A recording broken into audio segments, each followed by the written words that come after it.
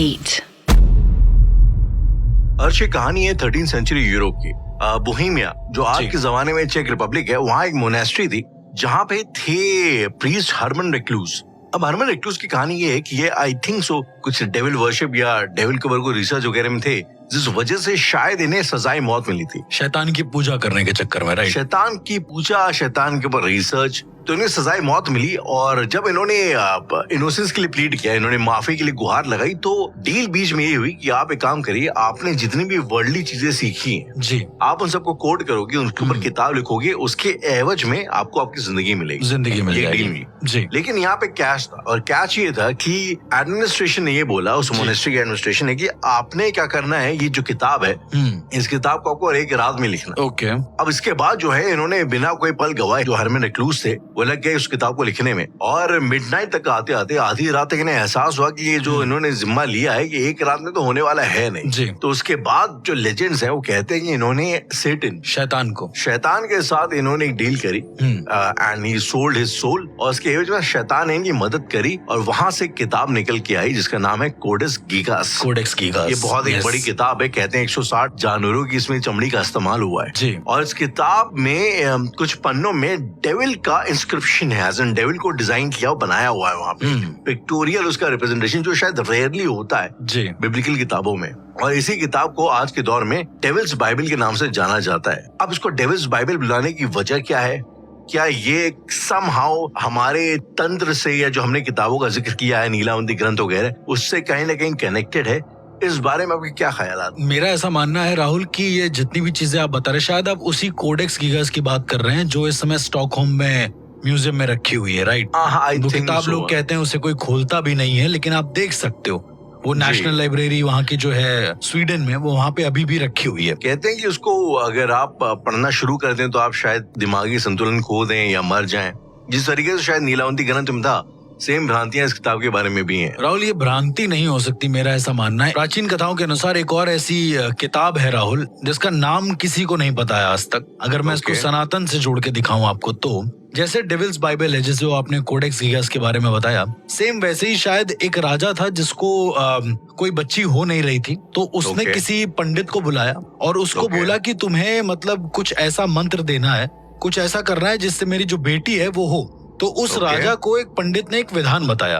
उस विधान के अंतर्गत राजा को कई सारी नर बलि देनी थी। उसके अलावा राजा को मतलब कोई भी ऐसा प्रोसेस नहीं था जो सात्विक हो। राजा ने सारा प्रोसेस करा, क्योंकि उसको बेटी चाहिए थी, मतलब उसको बेटा नहीं चाहिए था, अपने राज के लिए उसको बेटी चाहिए थी। तो जब शायद उसने 198 इंसान की बलि दी है, तो बलि देने के बाद अचानक से क्या हुआ है कि वो शायद 200वां दिन था उसका, जो उसने प्रोसेस किया था, उसको खुशखबरी मिलती है कि मतलब पेट से है रानी। उसके बाद वो 9 महीने वेट करता है, ठीक है? लेकिन इसी बीच में वो जो पंडित है उसको जाने नहीं देता है, कहता अगर तुम्हारी चीजें गलत हुई तो तुमको भी सजा मिलेगी। वो जला देता था जिंदा आदमियों को। तो अब जब 9 महीने बीते और जब बच्चा आया, तो वो एक लड़का हुआ राहुल, लड़की नहीं थी, ठीक है? और लड़का भी बड़ा ऐसा कि पैदा होते ही हो सकता वो सिर्फ 1 घंटे के लिए जिंदा रहे, और उसका बेटा ज्यादा देर जी नहीं पाया, वैसे ही मर गया चिल्लाते हुए, और बड़े ही अजीब सी आवाज में चिल्ला रहा था वो। तो राजा ने क्या काम किया कि पंडित को फिर से पूछा कि तुमने ये जो प्रोसेस मुझसे करवाए हैं, इतने सारे आदमियों को मार कर, ये क्या है? तो उस पंडित ने कहा कि एक और तरीका है जिससे लड़की पैदा की जा सकती है। तो उसने बोला कि क्या? उसने 2-3 बार उसको बहकाया कि ऐसा ऐसा। तो राजा ने क्या काम किया कि इस पंडित का जो मुंह है, मतलब केवल जो गला है, उसको काट दिया, और जो उसका पूरा धड़ था उसको जला दिया। अब जो उसका मुंह था केवल वो अपने पास रखे रहता था एक प्रतिशोध के उसमें। तो उसके यहाँ ना अलग अलग तरह के तांत्रिक आए, उसको बताने लगे कि आप ऐसा कर सकते हो और ऐसा ऐसा काम हो सकता है। एक तांत्रिक ने उसको बताया कि आपका जो बेटा मरा है, ये उसी दिन की बात है। एक तांत्रिक ने उसको बताया कि आपका बेटा जो मरा है, उस बेटे के खून को और उसकी हड्डी से आप एक किताब लिखें, आप एक चीज लिखें, आप एक इंद्रजाल की रचना करें, और उस इंद्रजाल से आपके घर में बेटी पैदा हो जाएगी आराम से। अर्श, जब भी आप बार बार इंद्रजाल का जिक्र करते हैं, तो ये व्हाट एग्जैक्टली इज एन इंद्रजाल? ये किताब भी हो सकती है? अब इंद्रजाल मतलब ये होता है कि the mixture of all magics. अब आप उसको विजुअली करें, आप उसको मंत्र लिख के करें, आप उसको कैसे भी करें, वो आपके ऊपर है। तो उस राजा ने ये चीजें करना शुरू करा। अपने ही बच्चे के खून से उसने एक ताम्र पत्र पर कुछ लिखना शुरू किया प्रॉपर, और उसको जो जो मंत्र उस तांत्रिक ने बताए थे वो सब लिखा। कहा जाता है कि उस किताब को लिखने में राजा को 1 साल लग गया, पूरा का पूरा। ओके। और 1 साल के बाद राजा को यह खबर आती है कि जो रानी है वो पेट से है, उस किताब को पूरा लिखने के बाद केवल। अच्छा, किताब जैसे ये लिख देता था, ये रानी को दे देता था पढ़ने के लिए, जो मंत्र होते थे। मतलब मंत्र लिखा इसने और दिया रानी को पढ़ने के लिए। इसके बाद उसको एक बेटी होती है राहुल। अब दिक्कत ये होती है ना कि जब आप डेविल वाली चीजों का सहारा लेते हैं और उससे आप कोई अपना फल प्राप्त करते हैं, तो बहुत बड़ी दुविधा आ जाती है आपके सामने। उसकी जो बेटी हुई वो तंत्र मंत्र में बहुत ज्यादा एक्सपर्ट निकली। मतलब वो एक ऐसी डायन निकली जो पैदा ही डायन बनने के लिए हुई थी। यानी कि उस किताब के जरिए जो भी बच्ची उसको पैदा हुई, जो भी बच्ची उसको प्राप्त हुई, वो खुद एक नियति से ही एक डायन थी। तो बच्ची का रवैया भी बड़ा अजीब था। उस तांत्रिक को फ्री कर दिया गया। इवन ये जो पंडित है, इस पंडित के मुंह को भी विसर्जित कर दिया इसने, और सब खुशी खुशी हो गया। लेकिन जब ये बच्ची करीबन 6 साल की थी राहुल, तो राजा ने क्या काम करा कि उसको जैसे खेलने के लिए बाग होते थे बड़े बड़े, तो उसमें भेज देते थे।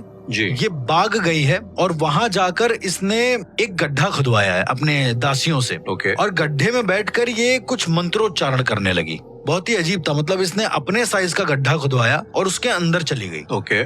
जब राजा को ये बात पता चली तो उसने सारे दासियों को जो है मरवा दिया, क्योंकि मतलब ऐसा कोई गंदा काम करेगा। राजाओं का तो ये होता था ना कि उनके बच्चों का कोई वो नहीं है। तो उस बच्ची को बाहर निकाला तो बच्ची ने ये कहा कि मुझे साधना पूरी कर लेने दो, अभी मेरी साधना आधी हुई है। और वो 6 साल के अराउंड थी बच्ची। उसके बाद राजा ने उसे निकाला, और निकालने के बाद उसकी जो वो किताब थी जिससे वो पैदा हुई थी, राइट, क्या होता है कि जब ये लड़की 12 साल की होती है तो उस किताब को पढ़ने लगती है। उस किताब को खोलकर, राजा ने बहुत सेफ जगह रखी थी, लेकिन फिर भी वो निकाल कर उसे पढ़ने लगी और अपने ही खून से उस पर और लिखने लगी, उस किताब को और पूरा करने लगी, जो भी ताम्रपत्र की किताब थी। अब वो किस लिए पूरा कर रही थी ये नहीं पता राहुल। जब वो लड़की करीबन 16 साल के करीबन होती है तो रिश्ते देखे जाते हैं। मतलब पहले के जमाने में रिश्ते जल्दी देख लिए जाते थे। ये वो किताब अपने पास रखती थी हमेशा, और एक हड्डी रखती थी जिससे वो लिखती थी। जब उसके लिए रिश्ता आया राहुल, कहा जाता है कि 4-5 राजकुमार आए, उसमें से कुछ लोगों ने अपना रिश्ता रखा। तो इसने ये कहा कि जो भी मेरे लिए एक लड़की जो है, मतलब 16 साल की या 17 साल की लड़की है, उसका दिल लाकर देगा, मैं उससे शादी कर लूंगी। इसने प्रस्ताव बड़ा अजीब रखा। अब कोई भी राजकुमारी करने को राजी था नहीं कि मतलब ये हो ही जाए। उसके बाद इस लड़की ने सबसे मना करा, और इस लड़की ने अपनी ही माँ को मार डाला उसके 2-3 दिन बाद। मतलब जो रानी थी, रानी को मारने के बाद उनका जो खून था उसे एक पात्र में इकट्ठा किया, एक बोतल में इकट्ठा किया, और उससे एक और किताब लिखने लगी ताम्रपत्रों पे ही। लेकिन वो किसी को पता नहीं चलता था कि वो क्या लिख रही, क्योंकि पहले प्राइवेसी बहुत ज्यादा होती थी। राजा आते थे, रूम बहुत बड़ा होता था इस तरह से। तो उसने ऐसे कर करके जितने भी उसके अपने सगे संबंधी थे उन सबको मार के, अब चूंकि बॉडी का तो दहन हो जाता है लेकिन उसमें से खून निकाला जा सकता है, तो उसने वो प्रोसीजर अपना लिया था। खून सबके इकट्ठा थे उसके पास। राहुल, कहा जाता है कि अमावस्या को वो जो लड़की थी वो सबके खून से नहा रही है, ऐसा किसी ने देखा वहां पर। और नहाने के बाद मंत्रोच्चारण कर रही है, कह रही अब मैं अमर हो जाऊंगी। अगेन ये अमृत वाला कॉन्सेप्ट आ गया राहुल। जब राजा को ये बात पता चलती है और वो तांत्रिकों से पता करवाता है कि ये क्या है, तो तांत्रिक कहते हैं कि जो किताब आपने लिखी थी उसका असर अधूरा रह गया था। असल में ये जो पैदा हुई है ये डायन या फिर चुड़ैल बनने के लिए ही पैदा हुई है। और राजा को इस बात से बहुत धक्का लगता है, क्योंकि उसे अपनी बेटी चाहिए थी समहाउ। तो राजा क्या काम करता है, उस किताब के साथ जिसमें दहन करता था आदमियों का, जिसमें सारे इंसानों को जलाता था, उसी में वो उस किताब के साथ कूद जाता है। राजा कूद जाता है, बेटी को फेंक देता है? नहीं, वो खुद कूद जाता है। तो अल्टीमेटली कहा जाता है कि वो जो किला है वो उसी चुड़ैल से पोजेस है आज भी, जिसने वो किताबें लिखी थी। और धीरे धीरे उस महल में सारे लोग भाग गए, कुछ लोग मर गए, लेकिन आज भी कहा जाता है कि वहाँ पर एक जो चुड़ैल है वो खून से नहाई हुई दिखती है और कुछ मंत्रोच्चारण कर रही होती है। शायद वो अपनी किताब आज भी ढूंढ रही है राहुल, जिस किताब को लेकर वो राजा अग्निकुंड में कूद गया था। शायद वो किताब आज भी ढूंढ रही है और उसको इंतजार है कि कोई वहाँ पर जाए और खून से वो किताब फिर लिखे, वो मंत्रों को फिर से लिखे। तो शायद ये डेविल्स बाइबल जैसा ही कुछ कॉन्सेप्ट है। अगर मैं गलत नहीं हूँ तो कोडेक्स गीगास जैसा। इस कहानी से समझ में आता है कि हिस्ट्री शायद हमारी समझ से ज्यादा वेयर्ड है। हमें कितनी सारी चीजें अभी भी मौजूद हैं पर हमें जो पता नहीं डिस्कवर करने के लिए बाकी है, हमें पता नहीं है। लेकिन अर्श, अगर आप कॉमन सेंस के हिसाब से इन चीजों को समझने की कोशिश करें तो कहीं ना कहीं मुझे माइथोलॉजी एक तरीके का सिंबलिज्म लगती है लोगों को आसानी से समझाने के लिए। मैं अगर कोडेक्स गीगास के हिसाब से ही क्रिश्चियनिटी को समझने की कोशिश करूं तो क्रिश्चियनिटी में बेसिकली 7 सिंस बताए गए और वो 7 सिंस हैं pride, greed, lust, envy, gluttony, wrath, sloth. Basically आपका घमंड, अहंकार, लालच, हवस, ईर्ष्या, ग्लूटनी आई थिंक है भूख, जबरदस्ती की भूख, रात है भयानक गुस्सा और स्लॉथ है आलस, लेजीनेस। और उन्होंने हर एक सिन के लिए एक डेविल को इजाद किया हुआ है लोगों की आसानी के लिए। प्राइड के लिए फिर चाहे लूसीफर हो, चाहे मैमोन हो, चाहे एस्मोडेउस हो, चाहे सेटन हो, चाहे बेल्फेगोर हो, ये सारे जितने भी डेविल्स हैं ये कहीं ना कहीं जो है डिनोट करते हैं हमारी खुद की गलतियों को, हमारे खुद के सिंस को। जिस तरह से रावण के 10 सिर हमारे 10, जिस तरीके से रावण के 10 सर, हमारा डिस्कशन हुआ था कि लोगों के जो 9 रस और 1 सर होता है, इमोशंस होती हैं, उसको डिनोट करते हैं। और ये कह देना कि वो जो है कनेक्टेड होता है आपके नेवल के साथ, एज एन आपके पेट में कौन सा चक्र होता है, मूलाधार चक्र से कनेक्टेड होते हैं और वो आपकी लाइफ को डिफाइन करते हैं। तो सिमिलरली मुझे ऐसा लगता है कि शायद कहने का रीजन ये है कि ये जो पर्टिकुलर सिंस हैं ये अगर आपने गिवन कर दिया इनके अंदर, अगर आपने खुद को रोका नहीं जेलसी करने से, चाहे एनवी करने से, आप कहने के इन डेविल्स के शिकार हो जाएंगे। तो आई मीन कहने के ये शायद उतना पैरानॉर्मल भी ना हो, शायद ये नॉर्मल चीजों को समझाने का पैरानॉर्मल तरीका हो, एक तरीका हो। लेकिन बात वही है कि ये चीजें एक घुमाव तब ले लेती हैं जब बात आती है एक्सोर्सिज्म की। ये पोजीशन वहां पे भी होते हैं, एक्सोर्सिज्म वहां पे भी होता है और वहां पे भी एक्सोर्सिज्म के तरीके, वहां पे जो मैंने नोटिस किया इस किताब के हिसाब से कि 6-7 तरीके हैं। और जो सबसे आजकल जो सबसे प्रेवलेंट तरीका है, जो कैथोलिज्म का तरीका है, वो है in the name of Jesus, because they follow the blood line of Jesus, not the blood line लेकिन द थॉट ऑफ जीसस। तो अगर मैं आपसे पूछूं कि जो कैथोलिक तरीका है in the name of Jesus and the holy son और सॉल्ट और होली वाटर लेके, उस एग्जॉस्शन के तरीके में और जो इंडियन तरीका है करने का, तो उसमें मोटा मोटी फर्क क्या है, ताकि लाइक ऑडियंस को और मुझे भी थोड़ा एग्जॉस्टिज्म का एक लॉजिक समझ में आए कि बेसिकली किया क्या जाता। अब चूंकि राहुल हम लोग इतना पैरानॉर्मल एपिसोड्स को सुनते आए हैं, सनातन के हिसाब से, अघोर के हिसाब से, तंत्र के हिसाब से, मैं पहले बताना चाहूंगा कि बाहर जो कैथोलिक वेज होते हैं, जो अलग अलग तरीके होते हैं एग्जॉस्टिज्म के, वो क्या होते हैं। उसमें जैसे आपने जो कोडेक्स गीगास के अंदर मेंशन है, मैं उनकी बात करूंगा, बाकी फिर कभी बताऊंगा कि और क्या तरीके हो सकते हैं। कई बार ऐसा होता है कि जब एग्जॉर्सिज्म होता है तो वहां पर डायरेक्ट एग्जॉर्सिज्म्स नहीं होते राहुल, परफॉर्म ही नहीं होते हैं बाहर। कोडेक्स गीगास के हिसाब से जब भी कभी डेविल आता है किसी शरीर के अंदर, तो उसको इनटू द नेम, मतलब जैसे हमारे में साबर मंत्र होते हैं Rahul,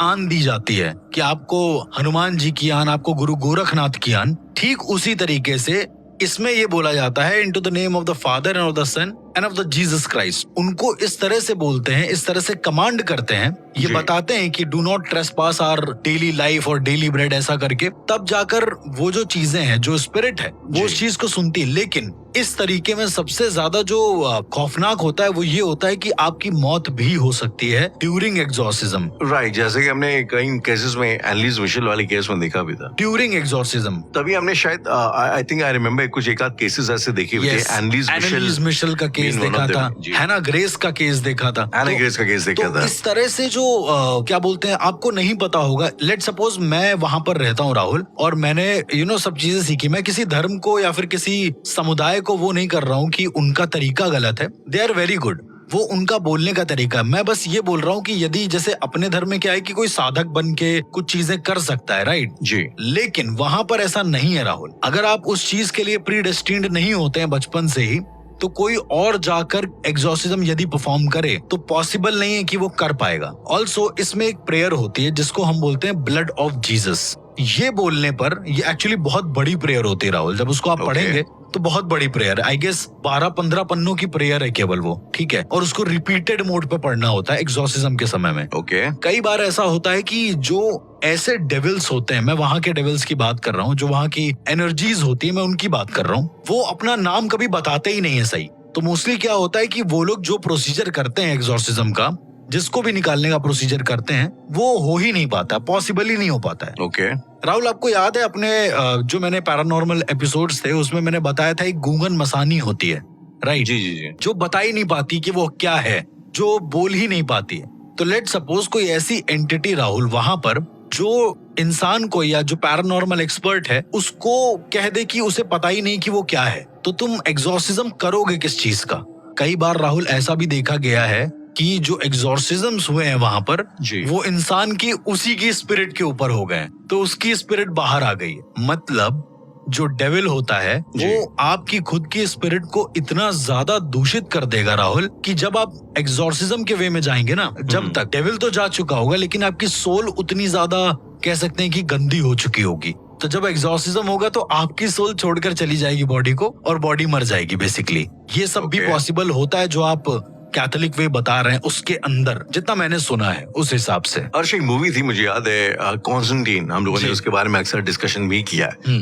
Constantine by the way एक एग्जॉर्सिस्ट होता है जो कि out of the church order जा करके लोगों का एग्जॉर्सिज्म करता है। चर्च नॉर्मली आई थिंक जो शायद इन लोगों का रूल ये है कि आपको चर्च की या लोकल बिशप जो भी रहता है उसकी परमिशन लेनी होती है, उसके बाद ही इफ द चर्च अलाउस। आपको पहले एविडेंस दिखाना पड़ता है राहुल, आपको पहले एविडेंस दिखाना पड़ता है। तो मोटा मोटी बात है कि जब चर्च अलाउ करता है उसके बाद ही आप जाके कर सकते हैं, लेकिन कॉन्स्टेंटाइन वाज बियॉन्ड दैट। ये थोड़ा मेवरी किस्म के आदमी थे, तो ये खुद से जाके करते थे लोगों के एग्जॉर्सिज्म। और उसमें एक सीन है मुझे याद है अर्श की वो कुछ कॉइन्स निकालता है कॉन्स्टेंटाइन। वो कॉइन्स बेसिकली मतलब वो सिक्के ऐसे कॉइन्स नहीं होते, उसके अंदर क्रेविंग्स होती हैं, अलग अलग डिजाइन बने होते हैं। हाँ। जो कि जिसके थ्रू आर पर लाइट जा सकती है, और वो रोशनी में, सूरज की रोशनी में उसको करके इंसान के ऊपर डालता है जो इंसान पोजेस हुआ होता है, और उससे एक शैडो बेसिकली उस इंसान के ऊपर पड़ती है उस सिक्के की वजह से। और जिस शैडो को देख के वो सबसे ज्यादा तड़पता है, तो आई थिंक वो उससे शायद ही आइडेंटिफाई कर पाता है कि ये कौन सी एंटिटी है इसके अंदर। जी। ये by the way which I think काफी इंटरेस्टिंग तरीका था। तो दो सवाल है, पहले तो ये, और इसके अलावा इसमें एक्सॉर्सिज्म के क्या और तरीके होते हैं, और दूसरा क्या कोई ऐसा तरीका सनातन के एक्सॉर्सिज्म के तरीके में है कि इंसान कुछ कुछ क्रियाएं करके पता लगा ले कि एंटिटी है आखिरकार कौन सी?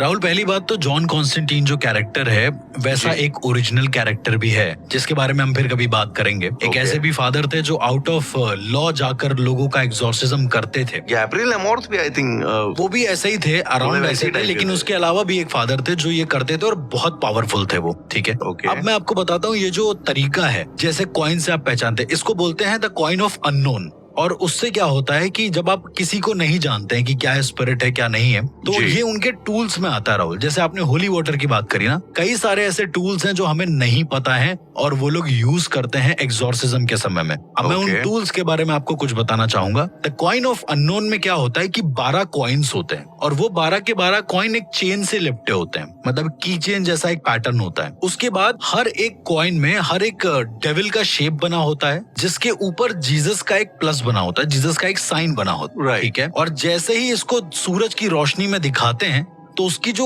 छाया पड़ती है, क्योंकि कॉइन बीच से खोखला होता है, तो जो भी छाया पड़ती है पोजेस इंसान के ऊपर, तो अगर वो लेट सपोज एस्मोडियस है, लेट सपोज कोई लिलिथ है या किसी भी तरह का डेविल है जी, तो जो डेविल का उसमें सिंबल बना होगा अलॉन्ग विद द क्रॉस, वो डेविल बोल पड़ेगा उसके अंदर से। ये लेट सपोज एक इंसान के अंदर लिलिथ है लेकिन एस्मोडियस का सिंबल दिखाया जा रहा है, तो वो नहीं बोलेगा, वो लिलिथ के ही सिंबल पे बोलेगा, वो तड़पने लगेगा अचानक से, क्योंकि इन एंटिटीज के पास ये ताकत होती है कि यदि तुम इनको पहचान नहीं पाए राहुल, तो तुम हल भी नहीं निकाल पाओगे और ये मार के चली जाएंगी। ऐसी एंटिटीज होती हैं। जैसे अपने धर्म के हिसाब से 7 असुर होते हैं बहुत ज्यादा ताकतवर, जिसके बारे में हम फिर कभी बताएंगे। तो वो 7 असुरों का भी सिनेरियो यही है। उसमें से एक अंधक भी है, जिसे हम लोग सबसे पहला असुर मानते हैं, जो सबसे खतरनाक, जी सबसे खतरनाक जो असुर था। तो उसी तरीके से क्रिश्चियनिटी में डेविल्स का कॉन्सेप्ट है, लेकिन जो डेविल होते हैं यहाँ पर इंसानों को पोजेस करते हैं, मतलब आप करवा सकते हैं पोजेस ऐसा करके।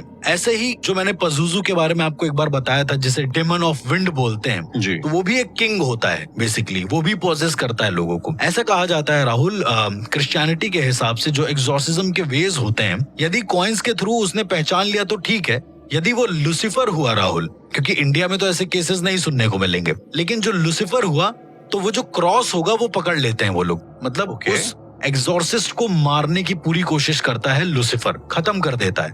90% केसेस में। ओके। एक और टूल होता है राहुल इनके पास, उसको बोलते हैं रिवर्स क्रॉस। तो वो रिवर्स क्रॉस क्या करते हैं, वो सिर्फ तभी निकालते हैं जब किसी आत्मा को पहचानना होता है।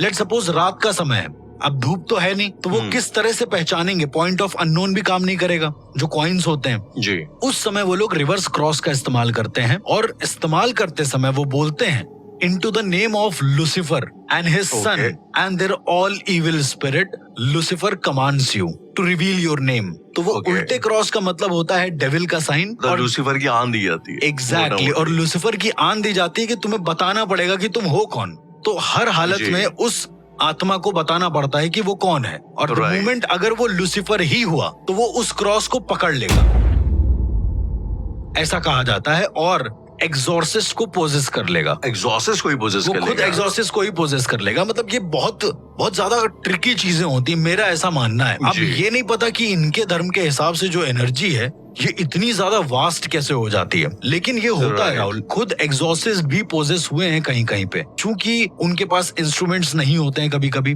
एक आपने देखा होगा वो द शॉल ऑफ प्योर बांधते हैं वो लोग, अपने ऊपर ऐसे रखते हैं, जो एक छोटी सी शॉल होती है, वो रखना होता है। वो एक कह सकते हैं कि एक लुक होता है एक पादरी का। नाउ एग्जॉर्सिज्म के समय राहुल, आपको नहीं लगता कि वहाँ का जो एग्जॉर्सिज्म का वे है, जो टीवी में दिखाया गया है, शायद उससे अलग होता हो? उससे अलग होता, आई डोंट थिंक सो।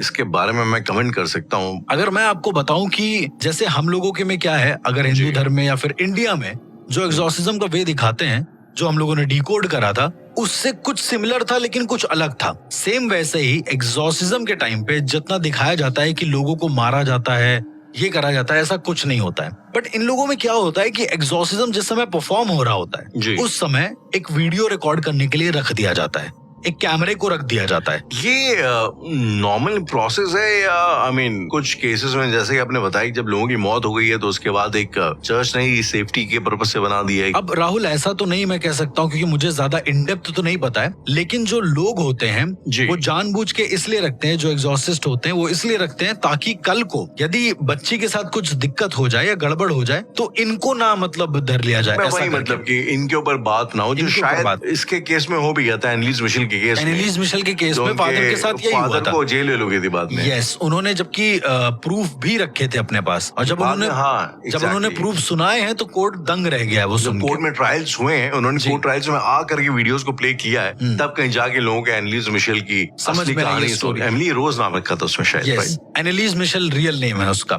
तो अभी क्या है राहुल की वहाँ का जो एग्जॉर्सिज्म का तरीका है, उसमें पहली बात तो वो लोग बहुत जल्दी करते नहीं है, लेकिन जब एग्जॉर्सिज्म होता है तो उसका वे कितना भी ब्रूटल जा सकता है। पहले उस बंदे को बैठा लेंगे, उसके हाथ पैर बांध देंगे, जस्ट बिकॉज उनको चैंटिंग के समय कोई दिक्कत ना हो। कई सारे एग्जॉर्सिस्ट का ये मानना है कि जब वो चैंटिंग करते हैं किसी एग्जॉर्सिज्म के समय में, मेरी खुद भी बात हुई है कुछ ऐसे एग्जॉर्सिस्ट हैं उन लोगों से, उन लोगों का ये कहना है कि जब वो चैंटिंग करते थे तो ऐसा लगता था कि वो लोग, उन लोगों के सामने बहुत सारे, जैसे कोई अर्थक्वेक आ रहा हो, इतनी तेज हिलता है जमीन। अब खैर मेरा तो ऐसा कोई एक्सपीरियंस रहा नहीं है कि जमीन हिलने लगी हो, लेकिन उन लोगों का ऐसा मानना था।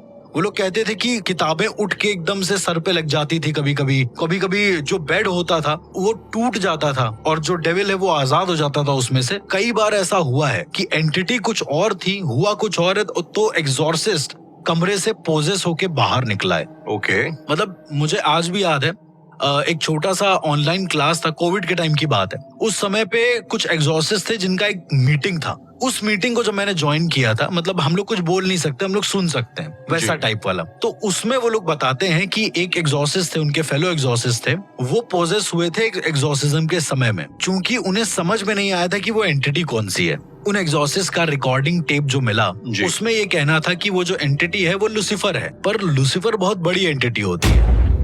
और भी एंटिटीज पोजेस कर सकती हैं एग्जॉर्सिस्ट को राहुल। कर कब सकती हैं? जब एग्जॉर्सिस्ट की जो विल पावर है वो कमजोर हो जाए, उसके जो सिंस हैं, जैसे आपने सिन की बात करी जी, तो बेसिकली क्या काम करती हैं ये जो एंटिटीज होती हैं, ये जब आती हैं तो ये आते ही साथ तुम्हारे सिंस तुम्हें गिराने लगती हैं। ये आई थिंक आपने बड़ा इंटरेस्टिंग पॉइंट रखा है। मुझे ये किसी फिल्म में मैंने देखा, याद मुझे आ रहा है। एंटिटी आती है उस फादर को ही जो एग्जॉर्सिज्म कर रहा होता है, उसको याद दिलाती है कि तुमने अपने पास में ये किया, तुमने अपने बच्चे को मारा, तुमने अलान फलान जो भी किया। जी, तो यही चीज होता है। अब अगर आप हिंदू धर्म के हिसाब से देखेंगे इस चीज को, क्योंकि वेस्टर्न को हम लोग कवर कर रहे हैं तो इसके बारे में बात ज्यादा होगी, लेकिन हिंदू धर्म के हिसाब से भी जब भी कोई कर्ण पिशाचिनी या शाकिनी या डाकिनी कोई भी आती है जी। तो वो आपको लालच ही तो देती है। ये भी एक तरीके का सिन ही है कि वो आपको एक तरीके का लालच दे रही है या हवस के लिए वो कर रही है और ज्यादा अप्रिशिएट कर रही है जी। तो ये भी एक तरीके के सिंस में ही आ रहा है सारा का सारा। वो आपको जानबूझ के सिनर बनाते हैं। जो आसुरिक प्रवृत्ति के लोग होते हैं या फिर जो एंटिटीज होती हैं आसुरिक प्रवृत्ति की, वो जानबूझकर आपको उस हद तक गिरा देंगी कि आप खुद में शर्मिंदा हो जाओगे। और जैसे ही आप आसुरिक प्रवृत्ति के हुए तो कहा जाता है कि जब आप सात्विक से अचानक से तामसिक में स्विच होते हो तो आपकी जो लेवल है, जो एक एनर्जी का लेवल है, वो एकदम से डाउन हो जाता है और फिर एकदम से उठता है। तो आत्माएं पोजीशन तब करती हैं जब उनको लगता है कि तुम्हारे शरीर की जो ऊर्जा है, जो तुम्हारे अंदर की जो ऊर्जा है, वो पूरी डाउन हो चुकी है और इससे पहले कि वो उठे, विल पावर मजबूत हो, वो तुम्हें पोजेस कर लेती हैं। तो यही सिनेरियो होता है वेस्टर्न कल्चर के हिसाब से भी कि वो फादर को बोल देती हैं कि तुमने क्या क्या सिन करे। राइट। एंड द मोमेंट वो सिन उसे याद आता है, वो गिल्ट में आता है, वो गिल्ट में इतना सा भी आता है तो वो बाइबल के वर्सेस को पढ़ना भूल जाता है जो पढ़ रहा होता है। वो तो उसका दिमाग उस वाले जोन में चला गया। उसका दिमाग 2 मिनट के लिए भी अगर गया, ऐसा कहा जाता है उनके में 1.5 मिनट होते हैं, मतलब 90 सेकेंड्स, जो 90 सेकेंड्स ऑफ हेल, ये कॉन्सेप्ट होता है उनके यहाँ पे। तो अगर उस 90 सेकेंड से पहले पहले वो वापस आ जाता है तो ठीक है, लेकिन 90 सेकेंड के बाद अगर आता है तो वो डेविल जो होता है वो पोजेस कर लेता है एग्जॉर्सिस्ट को भी, और फिर उस पर क्रॉस का कोई फर्क नहीं पड़ता है क्योंकि वो ह्यूमन बॉडी के अंदर है। इन वे देखे कभी तो मुझे ऐसा लगता है ना कि कितनी कॉमन सेंस की बातें हैं।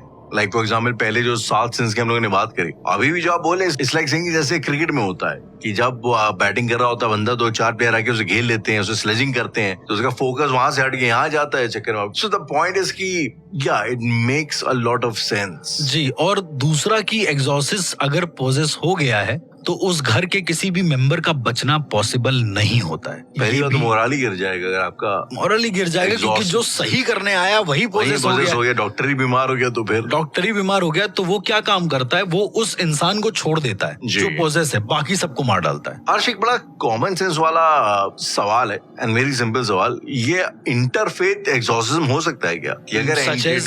अगर कोई एंटिटी है, मान लो कोई मुंजा है, तो मुंजा को कोई क्रिश्चियन फादर आके उसको एग्जॉर्सिज्म कर सकता है? उसका कर सकता है ओनली तभी जब वो उस फ्रीक्वेंसी पे वाइब्रेट करे। मुंजा का तो नहीं कर सकता कोई भी एंटिटी है लेट सपोज, तो जब वो उसी सेम फ्रीक्वेंसी पे वाइब्रेट करेगा तो हो सकता है। मेरा ये कहने का मतलब है कि हो सकता है, लेकिन उतनी वाइब्रेंसी को मैच कर पाना इज नॉट पॉसिबल इतनी जल्दी। I mean again coming from, मतलब मैं एक लेमैन के हिसाब से अगर आपसे सवाल करूं तो यार मुझे लगता है ज्यादातर की जनता को ऐसा लगता होगा कि ये जो एंटिटीज होती हैं ये तो ऑलमोस्ट यूनिवर्सली सेम होती होंगी, राइट? आई मीन अगर यहाँ है मुंजा जैसी कोई एंटिटी यहाँ है तो आई एम प्रीटी श्योर दुनिया के और कोनों में भी होती होंगी। ऐसा तो नहीं खाली इंडियन बॉर्डर तक सीमित है ये। तो कॉमन सेंस यही कहता है यार कि शायद एंटिटी सेम है लेकिन उसका नाम अलग अलग होगा। जिसका आप यहाँ पिशाच बोल रहे हो, वहाँ पे आप जिन बोल रहे होगे वगैरह वगैरह। तो आपको ऐसा लगता है कि कुछ ऐसे काउंटर पार्ट्स वहाँ पे भी हैं? बिल्कुल है राहुल, सेम फ्रीक्वेंसी के कुछ पार्ट वहाँ पर भी हैं। मैं ये नहीं कह रहा हूँ कि नहीं है,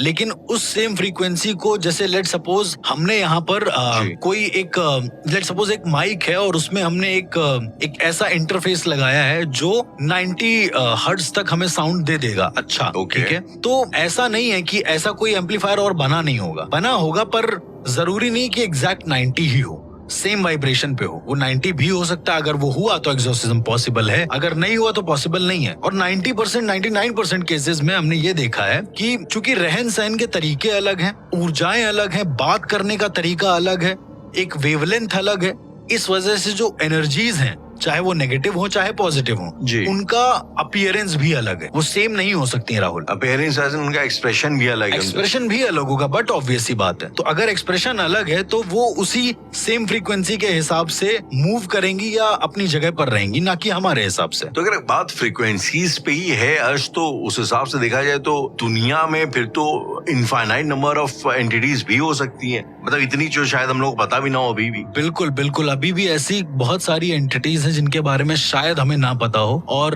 खोज अभी भी जारी है। नए नए डीमंस आते हैं सामने, नए नए चीजों के बारे में पता चलता है। इनफैक्ट अगर कोई नया केसेस आता है मेरे पास तो भी उसमें पता चलता है कि यार इसमें तो ये भी पॉसिबिलिटी थी। तो कहीं ना कहीं चीजों को करते करते मेरे पास ये एक्सपीरियंस आया है कि दुनिया अनंत है और वो कहाँ तक जाएगी आपको खुद अंदाजा नहीं है। तो आज इसी बेसिस पे अगर मैं आपसे पूछूं कि तब तो फिर शायद ऐसे कई भी केस आए होंगे आपकी जिंदगी में जो इन वजहों से, क्योंकि आपको पता ही नहीं एंटिटी क्या है या जो भी व्हाट्सएवर, आप उनको सही ना कर पाए हो, like the unresolved cases of paranormal. बिल्कुल।